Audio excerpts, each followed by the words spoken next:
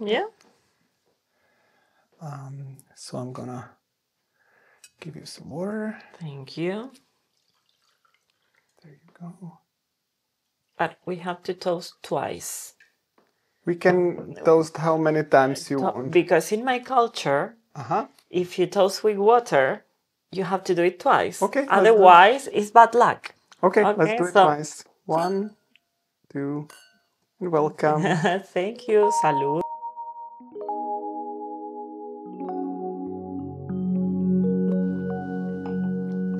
So, hello everybody, and welcome again to my YouTube show, V Tranzu, which normally is in Czech language, but sometimes I have a foreign guest, like today, and then it's in English with Czech subtitles. So let me welcome Jose this time. Hello. Jose is a trans woman, originally from Argentina. Indeed. Living in the Czech Republic. Exactly. I was surprised about your name first, because in Czechia we all think that Jose is a male name. Yes, depending on the pronunciation. If you say Jose, it's absolutely masculine. If you say Jose, it's a bit more confusing. So it's in the O? It's in the O. If you say Jose... Did I say it correctly when I introduced you now? I don't remember now. Okay, so maybe I didn't say it correctly. So Jose. Jose. If you say Jose, it can be the short of Josefina. If you say Jose, it's definitely for men. But if you say Jose, it's kind of more androgynous. So that's why I decided to keep it.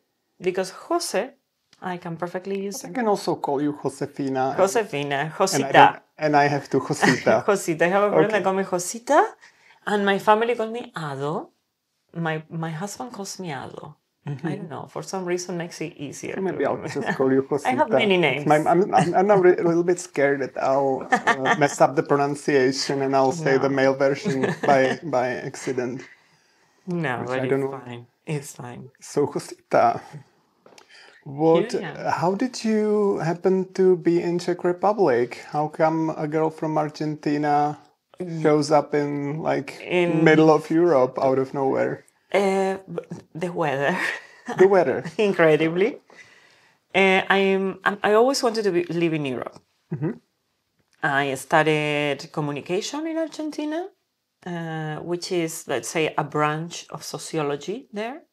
And then I wanted to do a master. So I came to Barcelona and I did a master in business communication in Barcelona. Then I returned to Argentina with the idea of returning to Europe. When I came to Europe, my first place was Bratislava. It was a nice time in Bratislava, 2019. Susana Chaputova was just elected. Everyone was happy there. Things have changed. You went there for studies? No, I went there because I found a job there. I found a job. Then my team was moved to Barcelona. And I said, okay, I have friends, I have family there. It's an easy option. So I came to Barcelona. And honestly, in Barcelona, I missed the weather, the landscapes. The weather? Yes, I don't like summer. I'm a winter person. So Czech people, they go to places like Spain or Argentina for holiday to get some sun, and you are just the opposite. You're vampiric, absolutely. And so for how long are you here? Since 2020, in September 2020, just before the second confinement. 3 weeks after, I met the man that today is my husband. So I always... Is he Czech? He's Czech. Yes. Okay. He's Czech, Tomasz. And I am convinced that this is a place I had to be. And now it's my place in the world. And do you try to learn the language? That's the difficult part. Yeah, I can imagine that. Yes, very challenging, absolutely challenging. And the other problem I have is I have Italian citizenship, but I was born in Argentina. And every time I go to the Italian embassy, they force me to speak the little Italian I know. So now... You have Italian origin, but you were born in Argentina. My ancestors were Italian. And by the Italian blood, you have the right to get the Italian citizenship. So even though I was born in Argentina, I'm Italo-Argentinian. That makes everything easier here in Europe for me, honestly. And every time I go to the embassy, I notice that if I speak a little bit of Italian, they treat me better. So now my purpose is first I will learn Italian, as I should, and then Czech. But for Czech, I'm not ready after 5 years. I always talk with trans people here first about their life, what they do in life, so that we don't like immediately start talking about the bodies like the media usually do. You told me you work at SAP. I know what SAP is because I work in IT, so maybe we could introduce the company a bit. I crossed you in the company. Excuse me? I crossed you once there. You were for a kind of conference or something. I think so, yes. And I said, oh, it's Lenka. And I know like many people from SAP. So SAP is a company that is building software for huge corporations that they run on, basically. And it's very well known around the globe. Yes. And it's an important company. I work not exactly on IT. I work as a commercial business partner. So what do you do at work? How does your I ruin people's life. They look like? I ruin people's life. Basically, the sales life, I ruin them. No, I mean, they send the propositions of sales, and then I base on the policies and guidelines of the company. I approve or reject those sales. So the sales department negotiates a deal, and then you approve whether it is compliant with your standards of your company. If it's compliant, I proceed to do the contract. If it's not compliant, I reject, and they need to do everything again. That's why So it's like an office job. It's an office job, yes. You also told me that you have a very interesting hobby, that you collect and restore old Barbies. From the 90s. Barbies from the 90s. They must be from the 90s. 90s and 80s, because I was born in 1985. So those Barbies with which I connect. Because those Barbies that I wanted to have as a kid, and I was not allowed, of course, because my parents could never allow me to have a Barbie. Nevertheless, I managed to play with my cousins or sisters' Barbies. And now as an adult, I just collect them. In general, I prefer to buy the ones that are in very bad shape. To do the restoration, I put the hair, find the clothes, etc. All the process to make them beautiful again. But I also collect My Little Ponies from the 1980s as well. I think those were not popular here. These are not very well known, I think, because... I remember there were TV ads all the time in the 90s. I was a kid I was a teenager in the 90s. Yes. But I remember there were television ads for My Little Pony all the time. Yeah. So.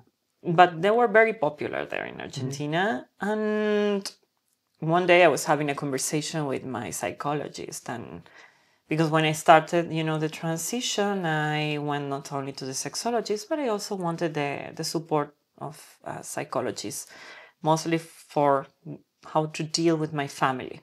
That was my main concern. Still is a bit. And she told me, you know what? You are symbolizing with the Barbies, because this was previous to the transition. You are symbolizing with the Barbies the person you really want to be. And that resonates really strongly in me. It's interesting. And I realized, yes, it can be. Because I am restoring these dolls, finding the clothes that maybe I would love to use. Touch the microphone, sorry. And I realized that, yes, there is maybe something with it. And so we started in this way, exploring this. And so just to be clear, you told this to the psychologist when you were already in transition, so you were discussing it, or before, and this was the way to finding out? When I was planning. When you were planning already, when I was planning, it was not that aha moment. No. No, okay. No. I think we'll get to that later. Maybe, are you interested in buying Barbies from people who are watching? If there is someone having a Barbie from the 90s or My Little Pony from the 90s, We will just contact me. I'll put some contact information in the description, and people can write you. Please, I'm searching always on eBay, but if someone here in Czech Republic has, and we'll make a bid. Exactly. And you said the in the worst possible shape, right? In the worst possible, or even if they want me to help with the restoration of an old Barbie they have from the childhood and they want to live a second life, I can also help for no money. How does the restoration work? What do you do with the dolls? When first a very strong cleaning, I remove the hair if it has been cut. I have a technique to do the reroot, which is to putting the hair back to them. And the styling. Where do you get the hair from? I need to buy it either in the United States or UK.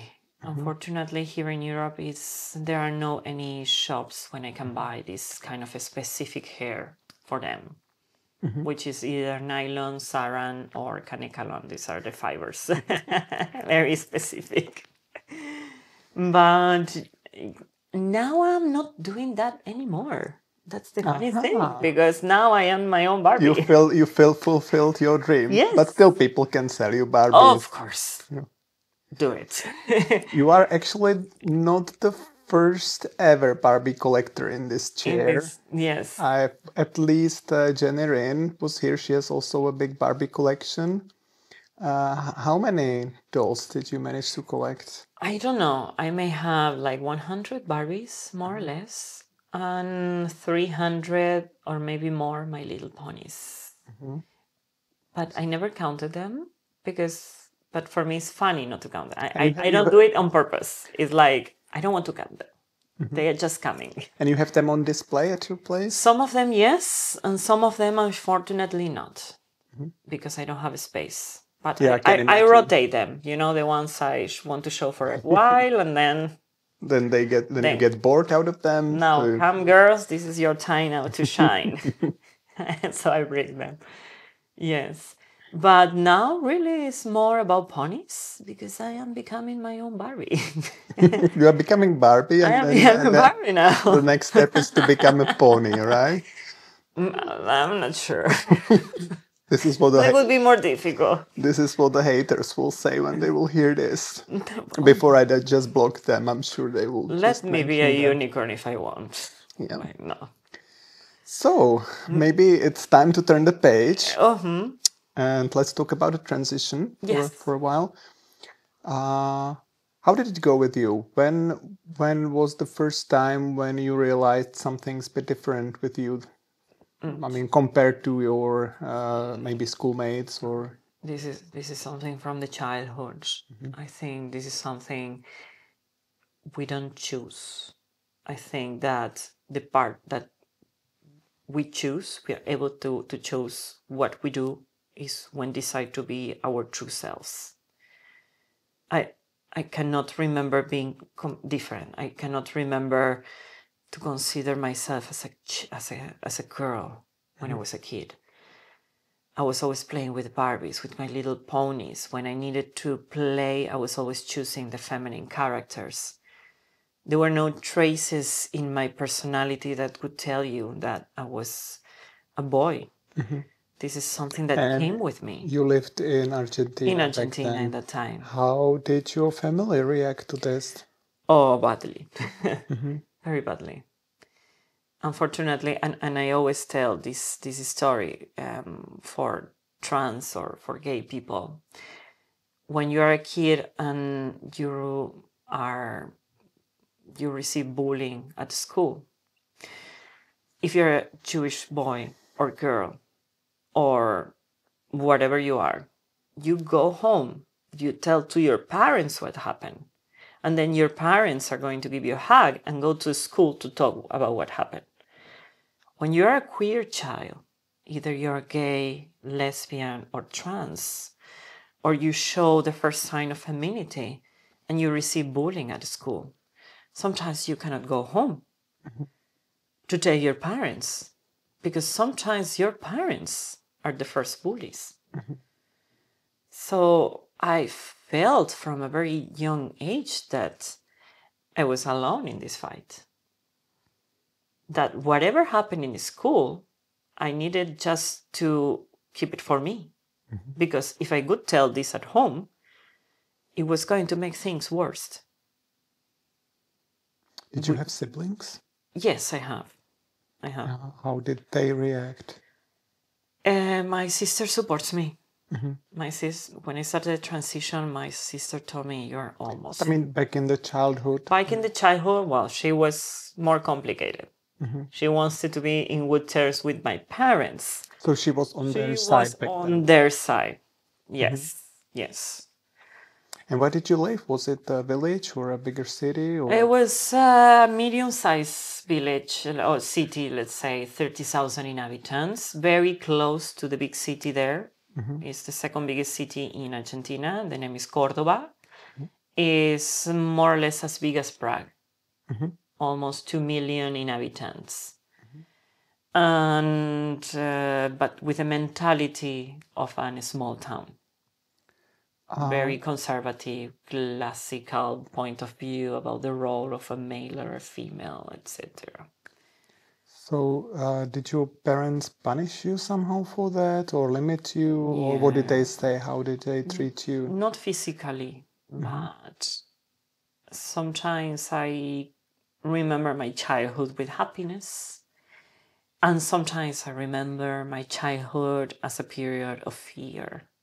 Because I was fear of how they're going to react or be very careful not to move so feminine or they were going to say something.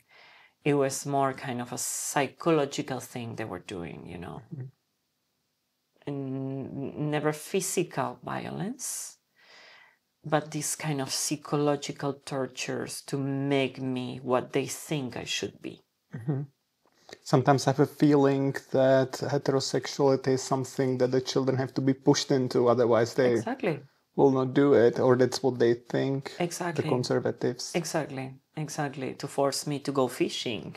I didn't want to go fishing. I wanted to go to ballet, and I was not allowed to do it. And was this like this your entire childhood and teenage time? Yes. Yes. Did you have friends that you could speak to? Absolutely. And I can tell you that I didn't receive practically bullying in the school or the high school because I understood at a very young age that sense of humor was going to save me. So I was the funny one. I was the one making jokes. I was always the nice one. So you were popular? I was the friend of the popular girls. And the bullies wanted to be with the popular girls. So that gave me somehow some immunity. So I always think I was a clever child, or maybe not clever, but I had this survival instinct that made me realize where to make friends and what to do. So being a funny person saved you from bullying? Yes, humor saved me. Interesting. And you will hear this in many stories from transgender or gay people at least in South America, is that our place in society there is to be the funny ones. And as long as you are the funny one, you're going to be fine because you can make people laugh. They're going to leave you alone sometimes. And I understood this at a very young age. And since I was a friend of the beautiful girls, the bullies in general wanted to be with the beautiful girls. They left me alone. And then I am thinking that most of the bullying was at home. And that's very sad. It is very sad. Because it's the place where I should have been protected. Where you should have a feeling of being safe. Yes. That's what home is for. Yes. Exactly. But these things happen, there are different cultures. I was born in 1985. I grew up in the 90s.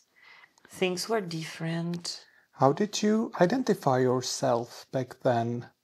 Were you thinking you were gay, or you already knew you were a trans woman, or? For a while, I was thinking that I was gay. And then I saw Tu Wong Fu. Do you know this movie? Tu Wong Fu, Thanks for Everything, Yuli Newmar. that's the complete name of the movie, is three drag queens that travel the United States to go to a competition. But actually, they are driving all the way, not as men, but dressed as women. So actually, that's not a drag queen experience. It's a transgender experience. Because drag queens are in drag on the stage. Drag queen is a job. They were dressed 24 hours, 24/7 as women in this movie. So I say it is more a trans experience. And that movie opened the window for a world. How old were you when you saw it? Like 12 years old. And a few years before, became very famous in Argentina. In 1995, appeared, she was a showgirl, but showgirl in the good sense of the word, you know, like in Paris, these music halls. Her name was Chris Miró. She was a very beautiful transgender woman, very polite, very delicate, was accepted by people. And I was 10 years old, 11, 12, that age. And when I saw her, I also thought, wow, this is what I am, actually. I am not a gay person. And then... So it opened your eyes and you understood that something like transition is actually possible. Yes. And that's why visibility is so important. Yeah. Because when you see a reference, someone that can be a referent, someone that you can relate to, it can really change your life. In my childhood, I saw nobody. There was Klinger in Mesh, who was a funny figure, who was dressing up as a man to be released from the army. And was not even a trans person. Yeah, exactly. Yes. He was even maybe just pretending to be a cross-dresser, maybe, I'm not sure. Yes. And from that, I just learned that being trans is just to make everyone else laugh. Sometimes you'll be ridiculed by everybody. That's the thing. We can make people laugh, but we are laughing together, not laughing at us. Yes. We can be the funny ones, but we are going to laugh together. I will never allow anyone to laugh about me. That was always, I always have this very clear. So your aha moment was basically this movie and this transgender actress that you saw that was popular back then in Argentina. And did you tell anybody, some of your friends, what you're feeling? Or? No, it took me many years. I was 18. I let my hair to grow. That was my first attempt to transition. I started to let the hair to grow. That was still in Argentina? Sorry? That was still in Argentina? Yes, it was still in. I just moved in 2017 to Europe. 2018. And I let my hair to grow, preparing for a transition, knowing that was going to be very difficult. And I told to my best friends, and of course I got their support. And for many, many years, until from 1825, I had a very androgynous look, long hair. I think I have naturally, delicate features, so I was confusing people in that time. And I was feeling very comfortable with myself, not completely what I wanted to be, but closer. And I visited a sexologist, I talked with my family, and of course I received the rejection for that.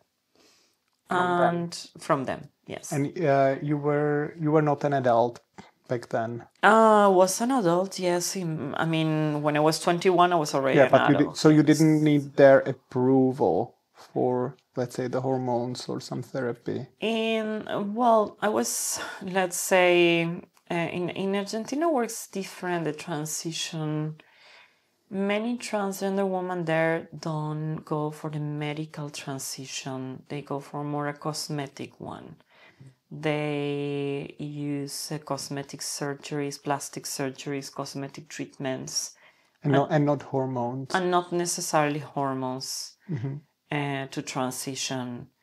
So since most of the trans women I knew from the time from TV, I knew they were not on hormones, they were just for plastic surgeries, etc.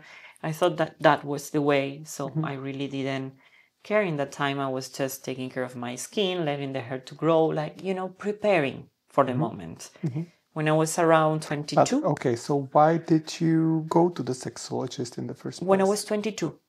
But why? Why did you go Because there? I wanted to start with the hormones and with all this process. So then you changed your mind and you wanted to start with the hormones. From 18 to 22, I was kind of preparing, letting the hair to grow. So when you actually decided to go for the hormones, you didn't need your parents' permission anymore? Not anymore, but I told them.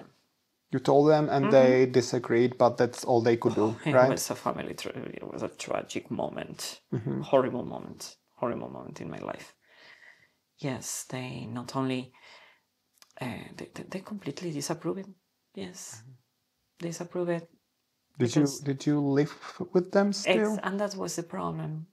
I was not able to find a job, even though I had at that moment I had just a degree in communication. I didn't have the master yet.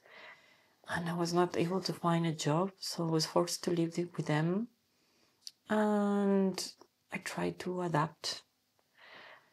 And I became the typical gay guy. Short hair, beard, going to the gym, try to fit. To make your parents happy? Or why? Just to adapt, just to be in peace with the context. And for many... Did it help? Did shortening your hair help you with finding a job? I eventually find a job, yes, first in a bank, then in a communication consultancy.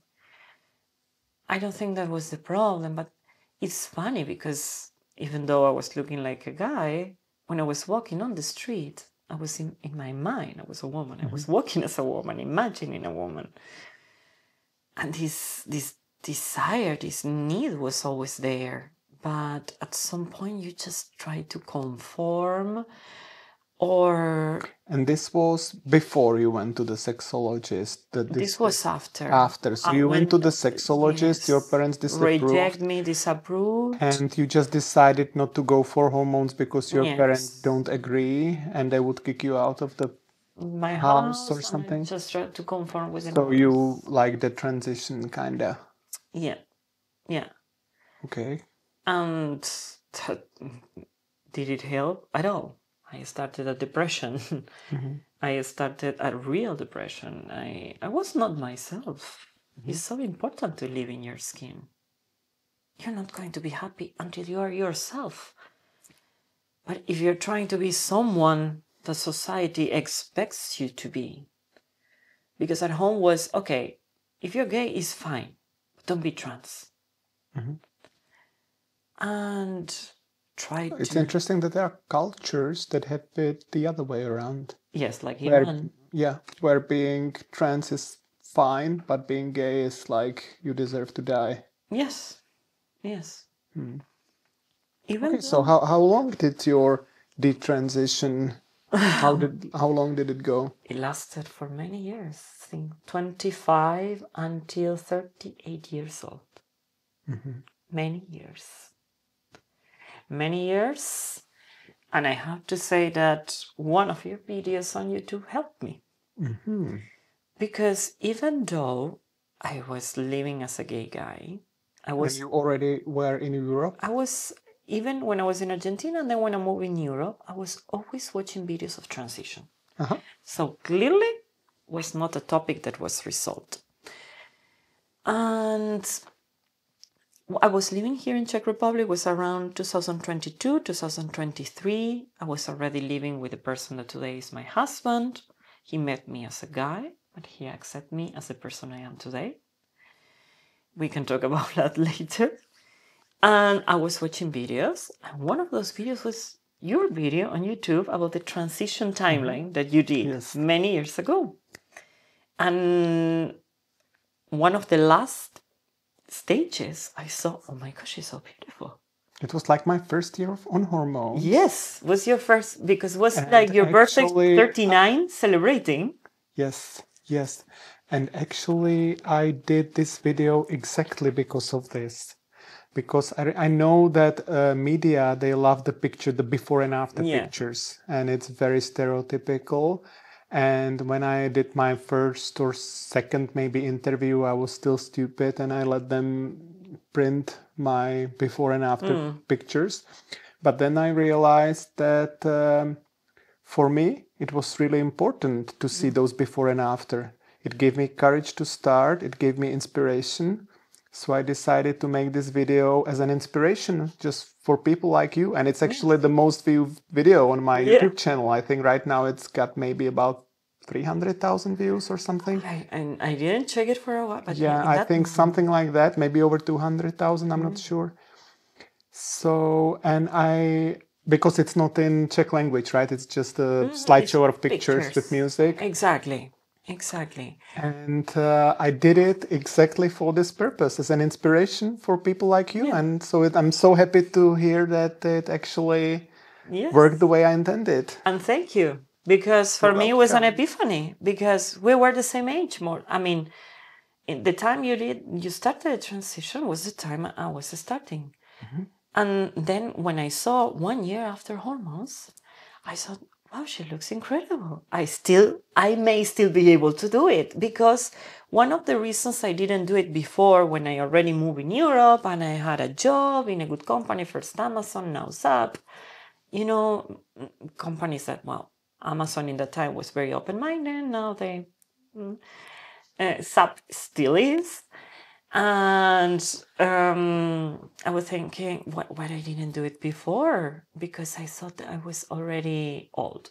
I had the same feeling. I had a feeling that at the age of 38, it's just too late and it's never ever gonna look good. Yeah. And then I saw your video, which was really an inspiration. And then I thought, okay, I cannot deal with this anymore. I need to do it. I'm going to be 40 years old. Now is my moment.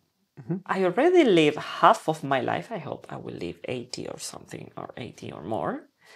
But at least maybe 40 is going to be half of my life. I already live part of my life as other people wanted. This is my time.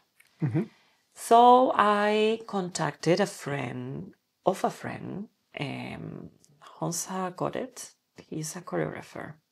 And he's a friend of an artist here. She was here in this. Lucie Brychtová. She was actually the first friend story I ever made. And I contacted her because we have friends in common, and she was so nice and sweet, and she gave me advice, and she was the person that guided me and said, go this way, check these doctors, trust in the hormones. Don't run for plastic surgery. Just trust in the hormones and find your style. And she was really so sweet. And that was the moment I started this in 2024. So we can maybe say hi to Lucka. Hi. Hi, Lucy. A pleasure. Always a pleasure to meet her. She's a friend. I mean, I keep meeting her from time to time at like random events. So yeah, she's a very nice person. Yes. She was the person that, and also she was kind of an inspiration when I saw her. And so, she's so beautiful. I want to look like her. She actually inspired me because at the time I was thinking about starting a transition. I was also looking for videos, and Lucie was in Jejím Krause. Then there was also Peťa Nitka. I think these were the two trans women I could publicly see back then. Yes. So the interview with Lucy in Jejím Krause helped me to see a trans woman on hormones, to see how it goes. And that is possible. And that it is possible. Yes. That we can do it, and how important visibility and this is this is a little bit crazy, but also Caitlyn Jenner gave me a lot of inspiration. I mean, not her opinions. Today she's controversial. She's controversial, but the courage to just start a transition at the age of, I think, 70 or something like that. So 65, or I can't remember 60 something. I mean, for me as well. I'm really bad at remembering numbers, so please, Google the age. But And then she did something very brave, because she was doing like a road TV program with many transgender women, between them Kate Bornstein, which is a very famous writer, and other activists, all together in a bus going around America. And I was thinking, okay, that's very brave from her. And now, of course, we know the direction she has been taking. It happens sometimes with people. It happens. But she helped me. Many. Her story helped me back then. Many of us, yes, many of us. And of course, I mean, I was a fan of RuPaul's Drag Race. Many of the girls at RuPaul's Drag Race, they transition.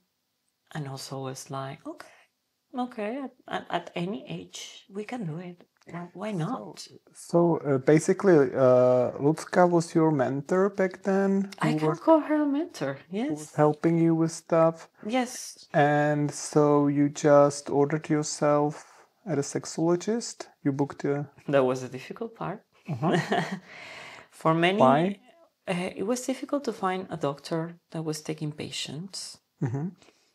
And I came across a website with names of different doctors, where were they working, and how and some opinions about the doctors, And I found one that had very good reviews.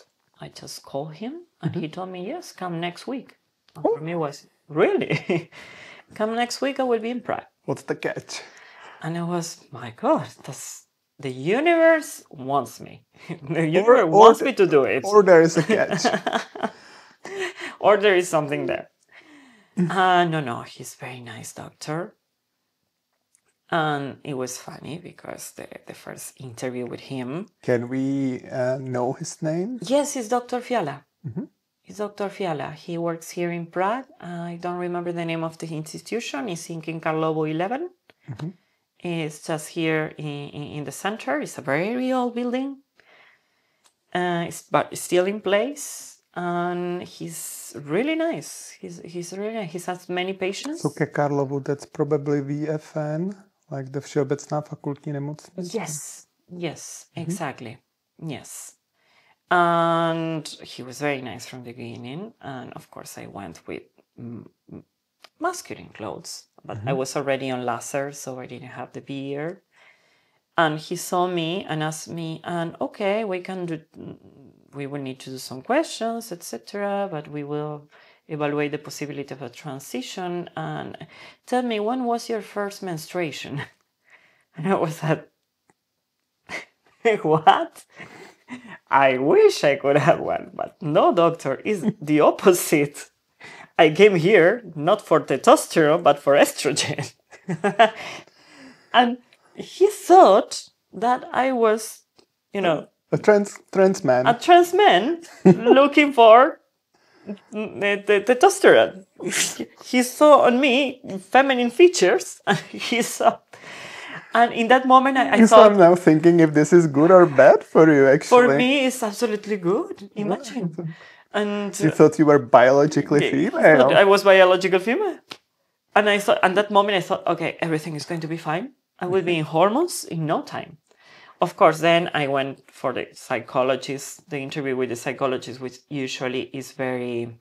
Did you go to that Professor Weiss? Professor Weiss. Okay. Yeah. So how did that go? Very intimate questions. That, it's the harder part of the process, maybe, because you have to reply many things that maybe you don't want to talk about.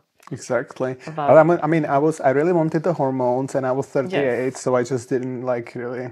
You play the game. I played the game. I just told him some answers, and I was like, okay, it will be over in an hour, and I'll be fine. Exactly. But I can imagine that if I were 15, it would be really... If you're 15, you would be feeling,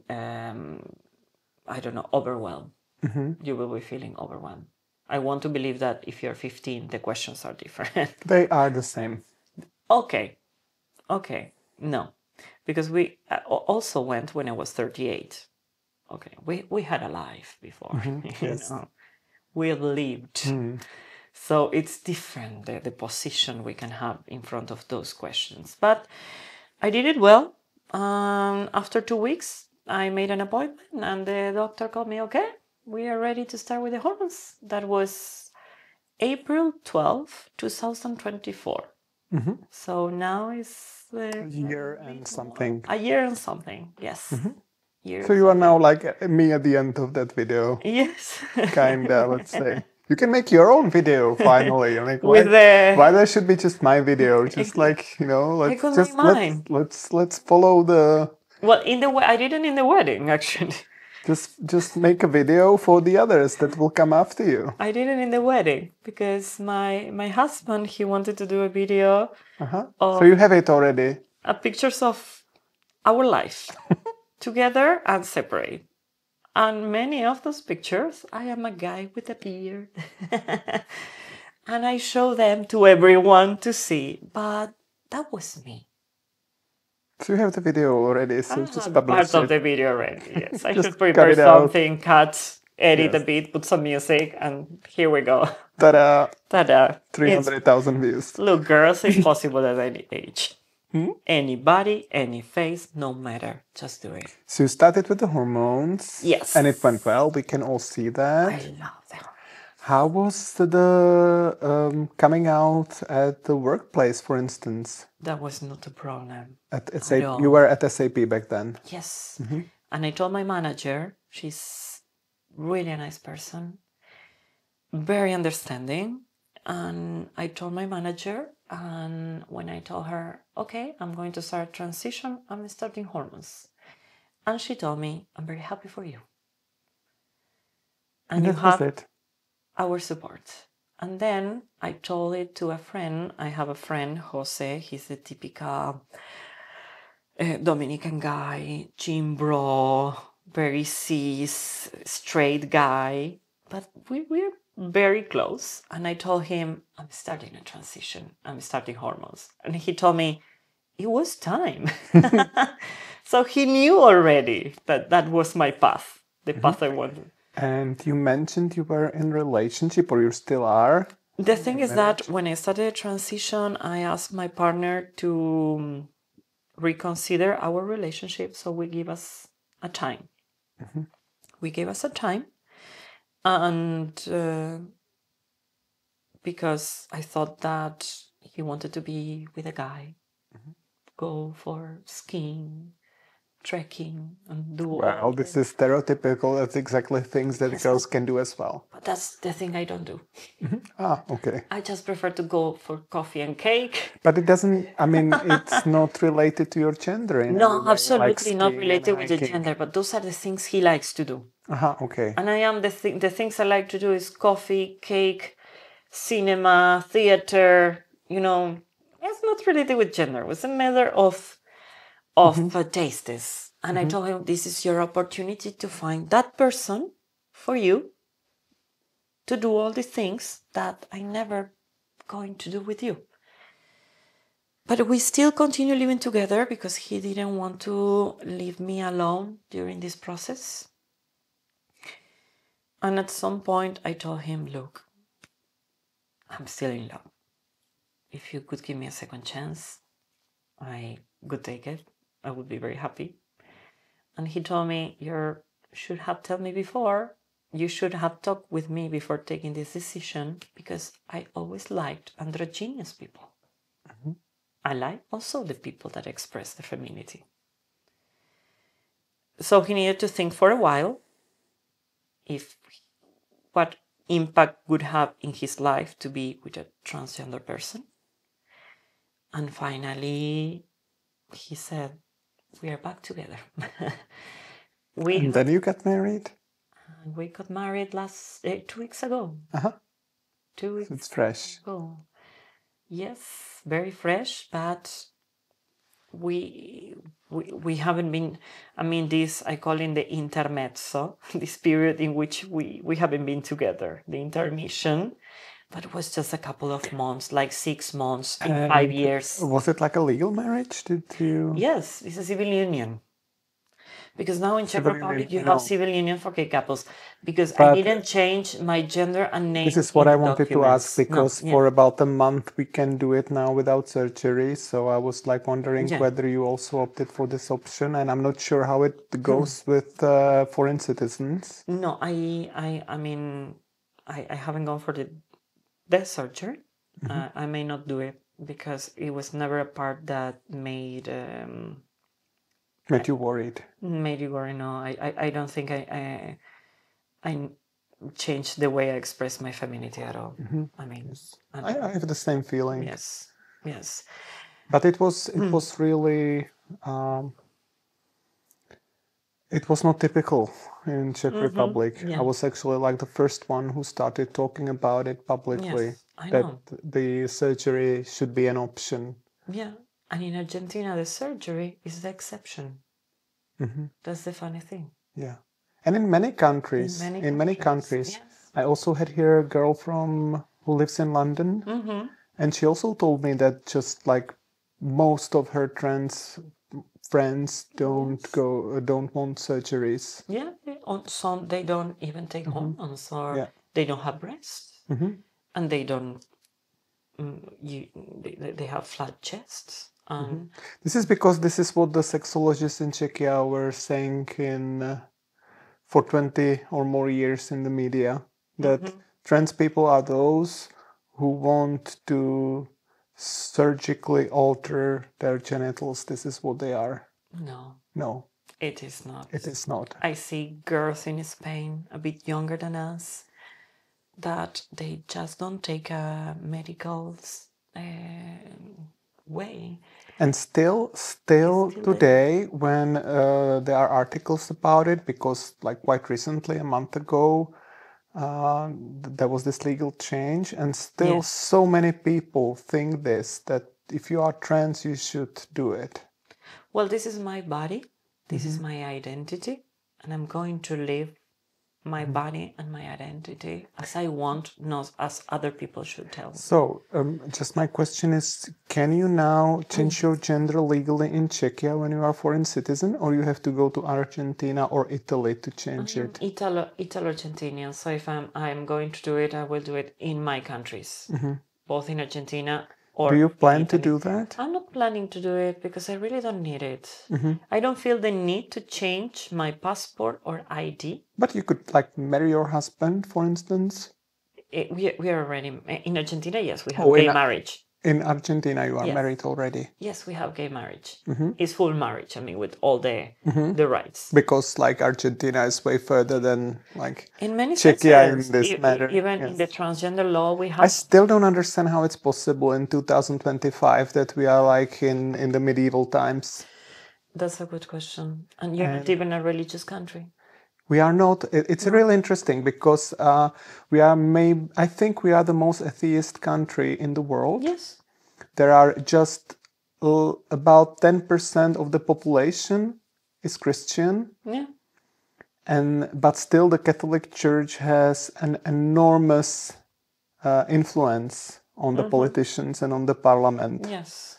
While they have basically no influence on the public. That's really interesting. But, for many years, in Argentina, we didn't have this law that allows you to change your passport and ID without any surgery or hormones or any psychological approval. Your identity is how you define yourself and is absolutely personal. So that's the perspective from that law. But for many years, we didn't have it. So the transgender community, if they wanted to transition, they needed to do it via cosmetic procedures, hyaluronic acid, surgeries, etc. And in some way, they were the owners of their own transition. They didn't have to go to a psychologist to tell them,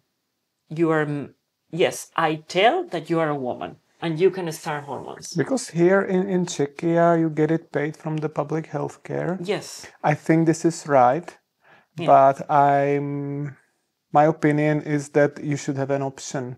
You should have an option to just do it if you have the money, you should be able to do it without contacting any doctors, because why? Or I mean, maybe just to check your blood for the hormones. That this is the only important thing. Yes. But the rest is none of their business. No, why? And I don't really care. I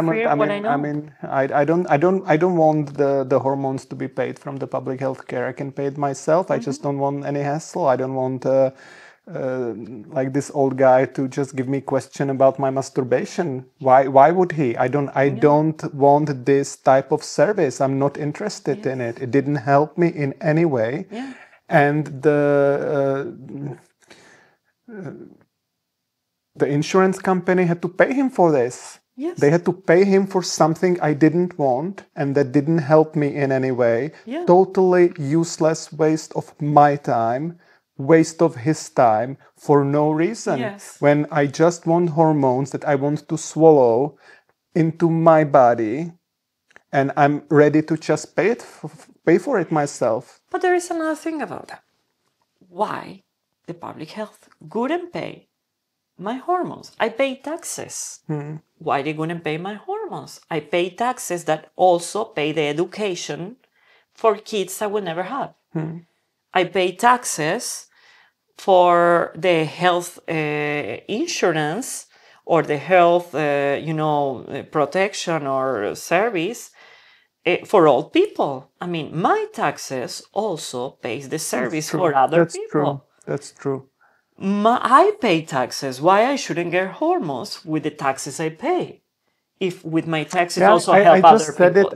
I just said it because this is the most usual argument. Because they say, okay, if the insurance company pays for it, you need some piece of paper that you are not making it up, right? This is like the argument that this is why you have to speak about your masturbation to that like freaks. Yes. Because of this. So this is an argument. And I said, okay, but I'm not really interested. I can pay it myself. But the truth is that I paid so many times more to the public healthcare system. That you're not going to use. That I'm not going to use. I was never seriously ill, actually. No. So. And you're paying the health service with your taxes of that transport that is writing to you. Exactly. I must have paid for like so many people. Yes. In my entire career. Exactly. So this is a message from all the transport there complaining about the health insurance paying our hormones. We also pay taxes. Remember that. Yes. So and maybe like way more than you do. Maybe some of us. Yes, exactly. So this is my point of view, and this is the way I discuss with them. When they say, I am paying your hormones and I am paying the education of your kids. I mean, if it's for that, we are paying taxes. Yeah, that's a good argument. Yeah. But I mean, the point is that I would really love to have such a system where you can have a choice. Absolutely. And then have a complete control of your transition. Yes. But for it to be safe at the same time. To go to your general practitioner to ask for the prescription of the hormones, go to an endocrinologist to check that the blood is fine, and not go to a psychologist to tell you that I'm a woman. There are countries. I had a guy here who was from Moldova, and he told me in Moldova you just go to the pharmacy and you just tell them what hormones you want, and they just like sell it to you. Yeah. Nobody asks you for anything. And recently somebody told me, but I didn't confirm if it's true, but that the same thing, the same way it works in Greece, which is in the EU. So. And in Greece, which is not the most advanced when it comes to LGBT rights. Yes. So sometimes they say, these black market hormones and blah, blah, but you can just buy an airline ticket to Athens, buy it there and go back, and you have the hormones legally without telling anybody anything about your masturbation. Yes. All it takes is just to go to Greece. No, it's crazy. But not only about to disclose your sexual life to a psychologist, it's also to wait for the psychologist to decide if you are a woman or not. Yes, exactly. I know it. Thank you so much. I am the person that is defining. I knew that if they wouldn't give me the stamp, I will find the ways to get to the hormones. Exactly. Like, if I wouldn't get the approval, I would have gone for hyaluronic acid, whatever, cosmetic, plastic surgery. No, I would even get the hormones. You can just like find them like on the internet and just buy it. It's risky, but if they wouldn't give it to them, I'm sure I'll find ways. That's the way our ancestors did it. Yeah.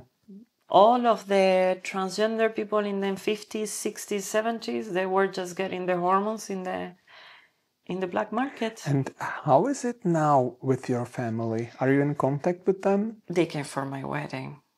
They came for your wedding? For my mother was a shock when she saw me. Because did you tell them beforehand? I told them that I am exploring this path. Yes. I told them. And then they saw my changes. And then when they came here, it was a shock. My mother was kind of not very happy. But in the last days, she saw that I have a job. I have a husband. I have 2 dogs. I have a nice family, friends. 100 Barbies. 100 Barbies, 300 ponies.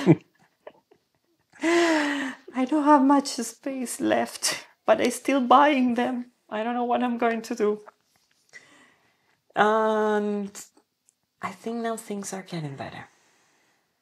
I think things are getting better. And if they don't accept me... And the father?